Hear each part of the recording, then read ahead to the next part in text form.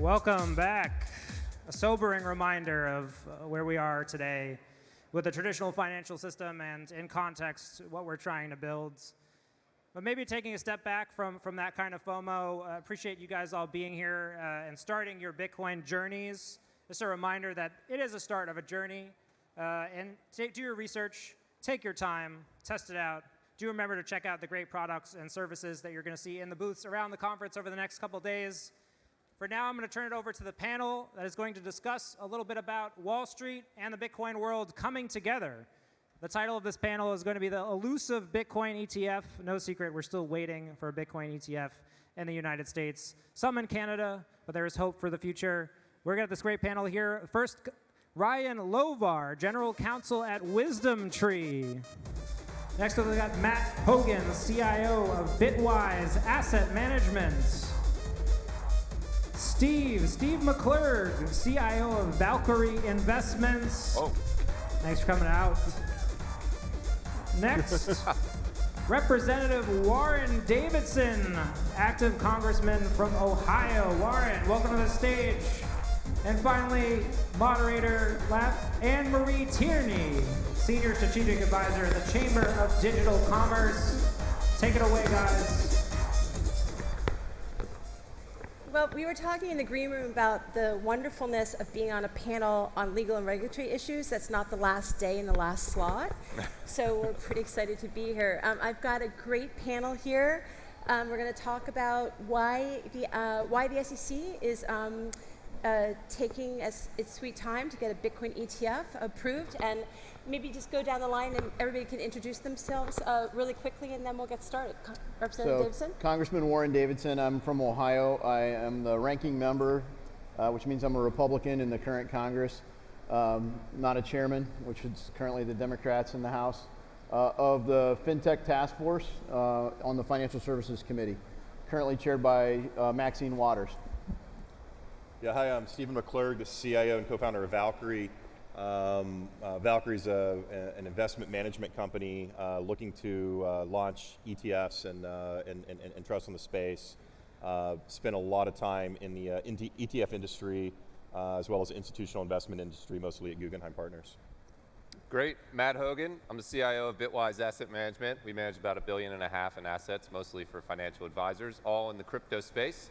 Like Steve, I come from an ETF background. Before I joined Bitwise, I was the CEO of ETF.com and Inside ETFs, so spent a decade in the ETF industry.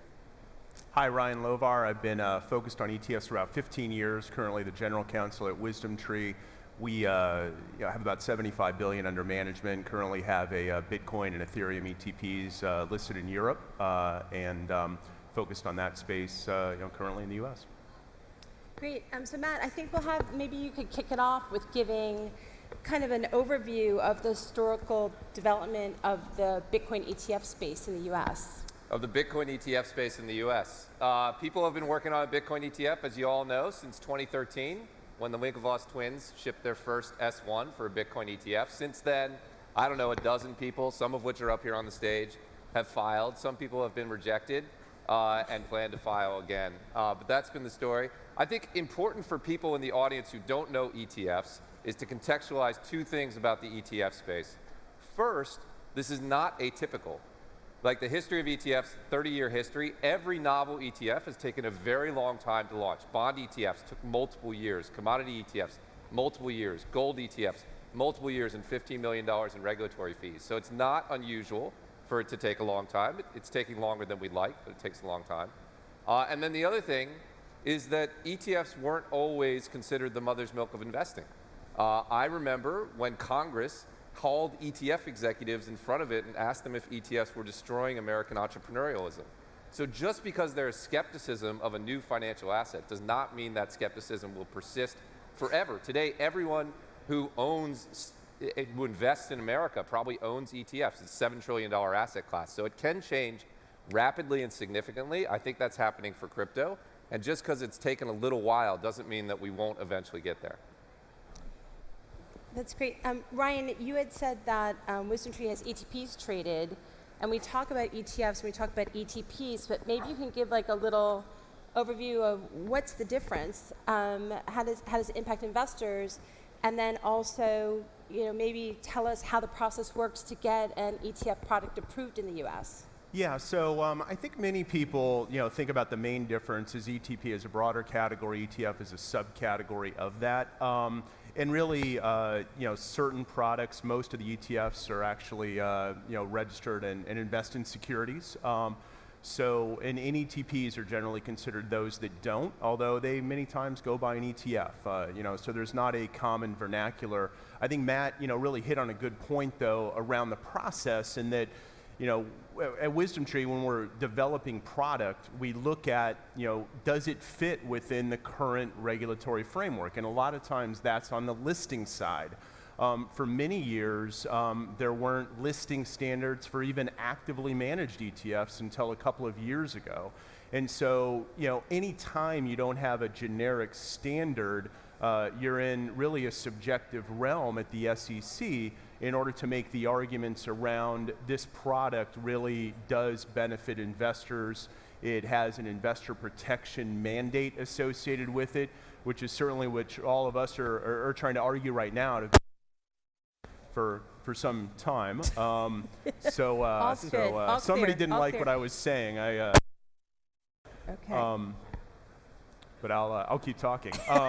So either I'm saying things that are good or bad. I don't know. But no, I mean, so really we think about this not dissimilar from any other ETF, where you go through the process, and like Matt noted, it's taking a little longer than we'd expect. But and we just jumped in not too long ago, I think, just trying to understand really where the maturation of Bitcoin and the trading of it was, and was it ripe really to meet those SEC standards? And we think, and that's why we sort of got in, is because we think now is the time, that groundwork's being laid. So, Steve, I know Valkyrie is currently in registration for an ETF. Do you want to talk a little bit about your process as an issuer in the space, and then maybe we could talk a little bit about why ETFs actually provide, we think, enhanced investor protections over the way that retail investors can access crypto right now? Yeah, absolutely. So maybe backing up a little bit, I spent a lot of time launching very esoteric ETFs in my corner, my former TradFi role at Guggenheim. I was just this dumb bond trader who was managing institutional money and decided, hey, let's launch ETFs. We didn't know anything about it. And let's put some of our esoteric bond strategies in these things, and because they seem more efficient. And a lot of the strategies we came up with took anywhere between 3 to 7 years. Right, and these were just, in our opinion, some plain vanilla, fixed income strategies that were investment grade, but we wanted to actively manage them. That was a 5-year process to get the SEC to approve an actively managed ETF, and the process is you file, you answer lots of questions and comments, and you do it over and over and over again until you finally get them comfortable. And so going into this, I knew that there was going to be a long process, and when the first ETFs were filed by the Winklevoss twins, I didn't think that they were going to get approved. I truly believe that they were all going to be rejected before the timeline hit.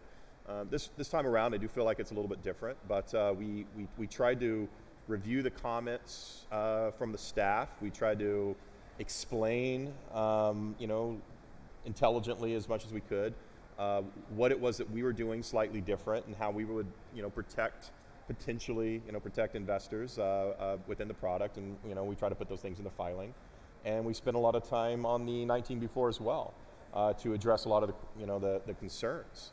And if you look at the Dahlia Bloss letter, that addresses a lot of the concerns that the SEC had at that time, and those are the concerns that we were trying to address, and a lot of those have naturally been addressed in the market. What custody. what would you say the biggest items were back then that they thought needed to be addressed? Yeah, so custody was probably one of the biggest issues. If you remember back in 2017, 2018, a lot of custody and exchange solutions were being hacked, and money was being stolen, or somebody ran off with the money in the case of Canada. And that was probably one of the biggest things. And a couple of solutions like Gemini and Coinbase have come up with a very institutional grade solutions in the last 3 years that have made it a lot easier to hold assets in a secure solution. So I know that recently the SEC came out with more guidance around the ETF space. They seem to be very focused on the risk of manipulation in the space. What are you seeing around how the industry can do even more to kind of decrease the SEC's risk about manipulation? We have a large number of highly regulated crypto exchanges in the United States, deep pools of liquidity.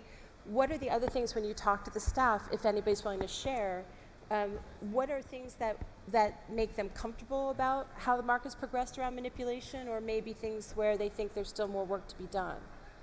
Yeah. Well, for me, the first thing is, and a lot of people in the Bitcoin community already do this, but in the early days, there was a lot of manipulation in the price of Bitcoin. And as the asset class has grown, and it's, by the way, it's no different than a micro cap publicly traded equity or some other commodity that's really, really small. But as Bitcoin has grown and the user base has grown and the price has grown and the number of wallets has grown, it's a lot harder to manipulate. But there are still bad actors out there that try to do that, and it's detrimental that leaders in this space are very active in trying to shut those types of people down, and they already do. Yeah, I mean, I would build on that. Part of the reason people are confused about how long it's taking for a Bitcoin ETF is that I believe personally, if you approached it today from a naive perspective and looked at the market, you would evaluate it and determine that it's significantly institutional enough that there are enough investor protections to allow an ETF to occur. But of course, that's not how humans work. A lot of people who aren't in Bitcoin day to day are anchored on the ghosts of Bitcoin past, in this era that Steve was talking about, when market manipulation was more of an issue and more of a concern. And the response to that the wisdom tree that Steve and I are all trying to do, you have to overwhelm them with data. So it's not enough to make a 51% argument. You have to make an 85 or a 90% or a 95% argument.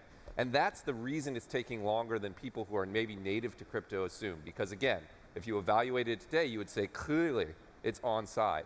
But that's not enough, because the way people work is that they're anchored in when they first came into contact with it. And if they're anchored in this era of manipulation, you have to do more than just an okay job. You have to do an exemplary job. And I think that's what the three of us and others are trying to do. So one of the things that I think it's worth talking about is the fact that the vast majority of U.S. investors earn their retirement wealth, right, through 401k plans, IRAs, and sort of traditional equity investments, and ETFs are a significant part of that, Matt, as you said earlier.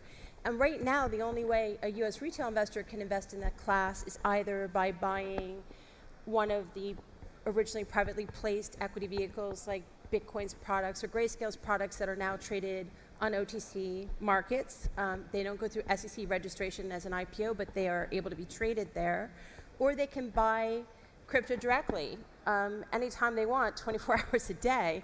So, Representative Warren, Davidson, can you talk a little bit about what Congress is seeing in this space? I know you're particularly very focused on the crypto space and on investor protections, but what are you seeing as ways that Congress needs to acknowledge that they might actually be providing investors less protections by blocking a regulated product like a crypto ETF, as opposed to how people are investing now? Yeah, hey, thanks for the question. And it's a real honor to join the panel. And, Matt, you highlighted, particularly political folks are anchored into the past experience. I mean, because you have a constituency. And, in this space, there has been fraud. There's been, several instances of bad actors, and some of my colleagues are afraid that if they, put some sort of regulatory piece in place, that will make it viewed as some safe place for investors to go. So they're reluctant to move any legislation because there has been fraud. Normally, you would say, well, how do you prevent the fraud? You would pass a law to protect the investors.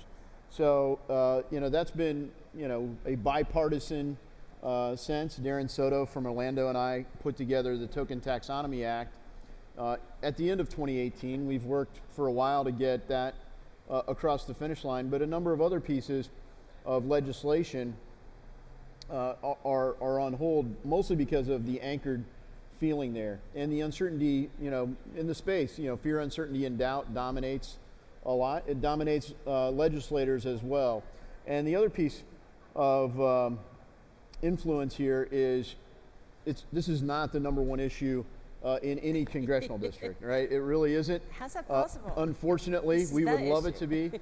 But if you think about the investors, this has been probably the best performing asset class over the last decade.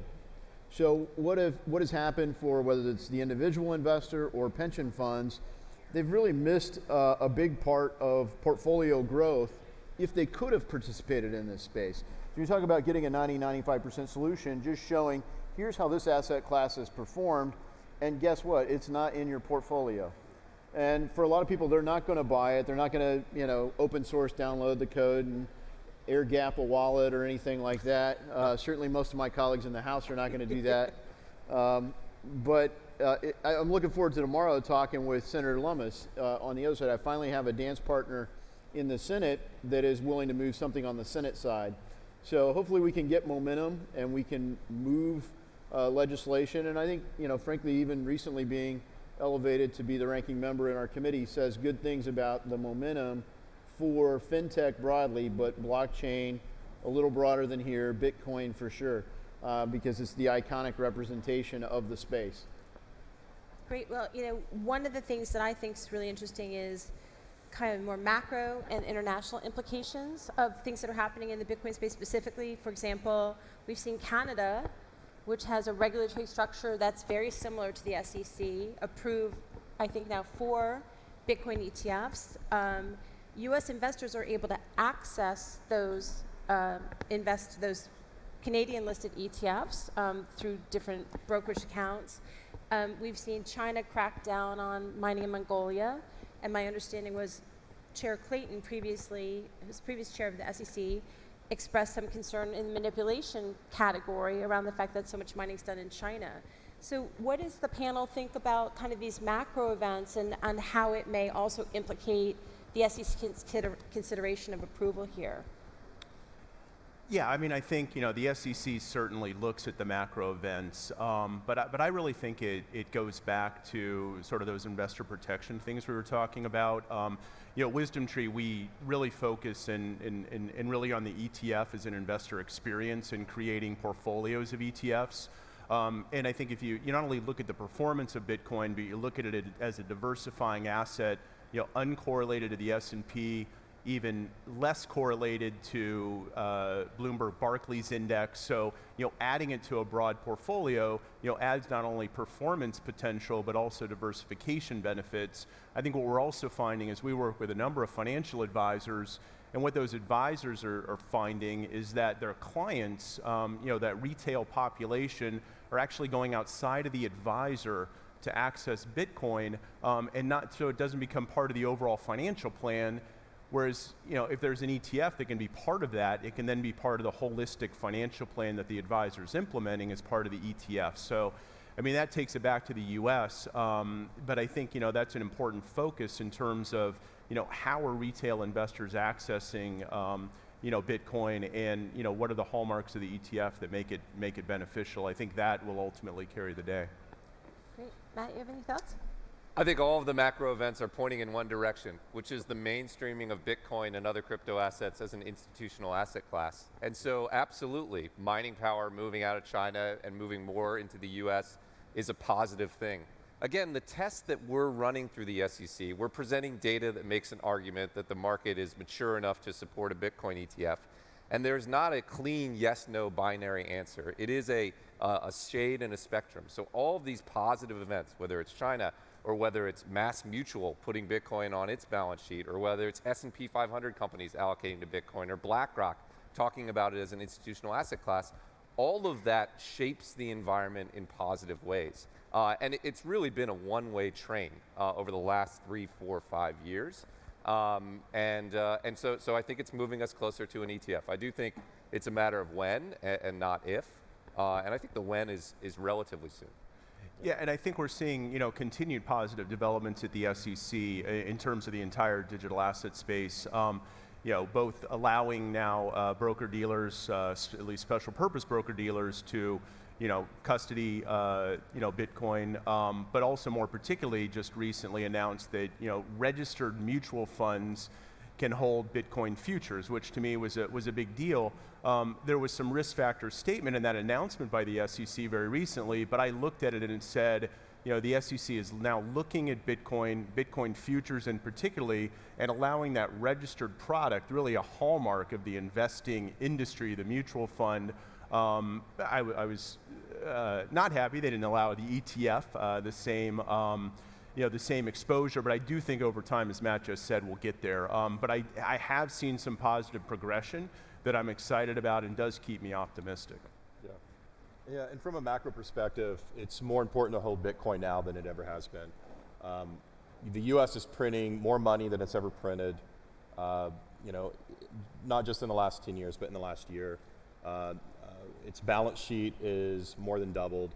And other countries, in order to remain competitive from an export perspective, has to also print money. So if all the country's government, or all the world's governments are printing fiat, and there's one standard that has a limited supply, then that is a very important thing in people's portfolios and on companies' balance sheets. And to have investment products that allow you easy access to that is one of the most important things right now. And ETFs provide that. And so right now everybody's going after, you can hold your money on exchange, that's not safe. You can try to figure out how to hold it in your own wallet, which also isn't safe. Things break, things get lost, things, get lost in a boating accident.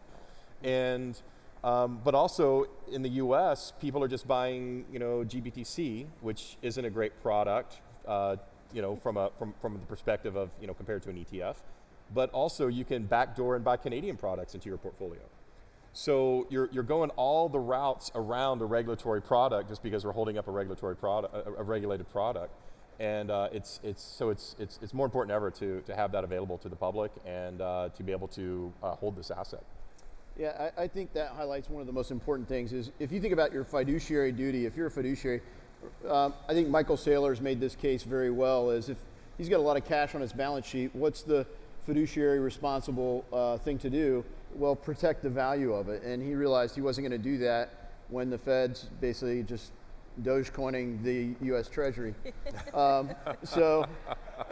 When you look at that fiduciary duty, you look at normalizing other things, and I think really the thing that's got a lot of people excited is you have Chairman Gensler, someone at the SEC who actually understands the space. I mean, he's got videos for free on MIT where you can say, okay, the guy actually understands it. Now, is this going to be his most important thing at the SEC? Probably not his top priority, but I think it'll be a top tier priority. And so I don't know if by the end of summer they'll have something, but I'm hopeful. And the dialogue's already been pretty good between Congress and the SEC, so it's noticeably different. So I just had a little evil thought, which was I think Chair Gensler had given some testimony a few weeks back talking about one of the priority focuses of the SEC will be to look at crypto exchanges to see if they need to be regulated as national security exchanges. So there's massive downside there, and I've worked at the SEC, so I can be slightly critical. I have the alumni card, but if that happens, does that take the ability for them to say there's too much manipulation in the asset class off the table? If they then can regulate the exchanges where the asset's traded, is there an upside to what I think is a very considerable downside? I don't know what the SEC would think. From my perspective, it would solve the problem. The issue I have with that is it'll take a long time. Yeah. I don't think that's going to happen tomorrow, and I think the broader ecosystem is mature enough today to support an ETF. So I do think that would be positive. I would actually say that would just be a net positive. In general, the story of crypto over the last 3 years has been every regulatory step forward has been a positive for the industry. If we want this to be a mainstream, institutional, multi-trillion-dollar asset class, we need positive regulation. It's not going to get there with the status quo. So the idea of regulating crypto exchanges like national security exchanges, the details matter, but broadly speaking, that's going to be good for this being a multi-trillion-dollar asset class that sits at the center and is one of the growth engines of the American economy. Well, that's interesting. You know, part of the ETF process is not only does the issuer have to file a registration statement with the SEC, but the stock exchange has to file a process called a Form 19v4, so it's a twofold process. And I know that the exchanges are very eager to get these products traded and to allow retail investor access. And I think one of the points to make around, Steve, like you were saying about GBTC and BITW, is that if you're an accredited investor, you can purchase directly in a private placement. You hold the shares for a period of time, and then you can sell them in the public market.